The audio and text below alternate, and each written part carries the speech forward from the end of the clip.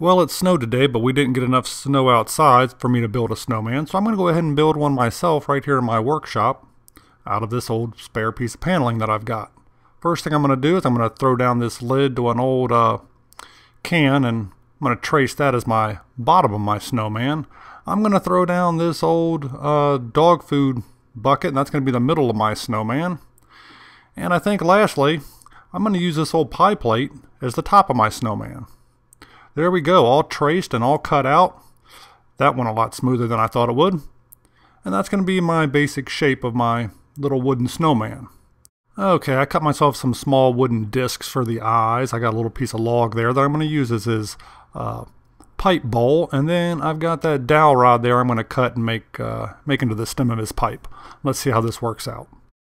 Before going any further, I'm going to go ahead and throw that base coat of white on him. I had some old White House paint laying around, so that's what I used there. You can see that I've already went ahead and assembled and cut out that pipe. I bored the top of it out there with a hand saw or hand drill. What am I talking about? A hand drill.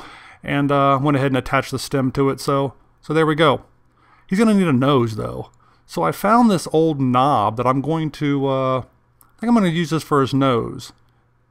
I'm going to go ahead and grind the end of that down and see if I can get that more to a point so it kind of looks like a carrot, maybe something like that. And we're going to see how this works out here. So after a little grinding, that's what I came up with. I intentionally scarred it up as much as possible, kind of, again, to try to make it look like a carrot. We're going to be painting that orange here in a little bit, and go ahead and use that for my nose of my snowman. Okay. Well, I might be using this piece of wood here as a back support. We'll see how sturdy this paneling is. This is going to be his base, but what I'm going to do here with this old slice of stump, what I'm going to do here, I'm going to go ahead and route this out to the same width of the board that I'm using that paneling, and I'm going to try to get it to sit down in there. I might not have to use that back brace.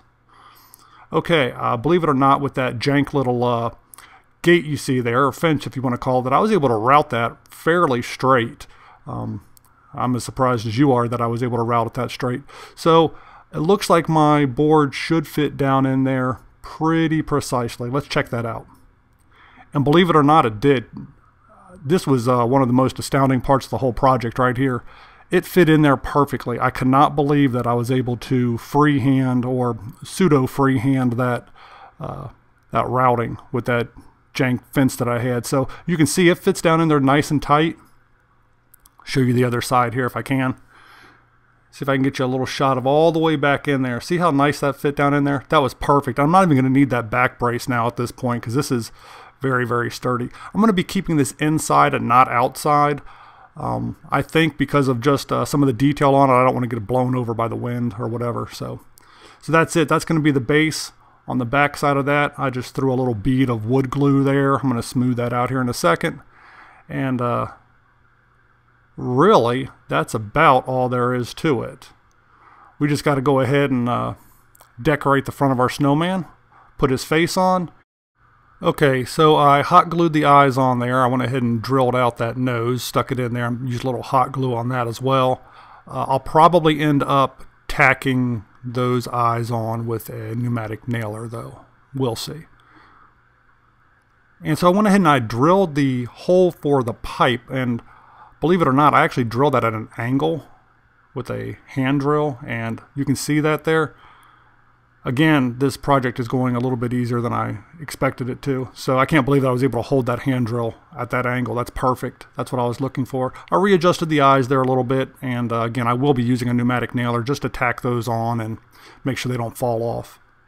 So, and that's going to be it for my snowman. You can see a little bit of the adjustments that I made there. I've got a lot of touch up to do with the white paint. We'll go ahead and do that. I'm going to go ahead and paint the eyes black. I'll paint that nose orange.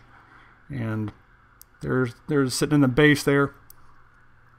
I'm not going to put a wooden hat on him. I'm going to use an actual old costume hat, and I'm going to go ahead and show you that right now.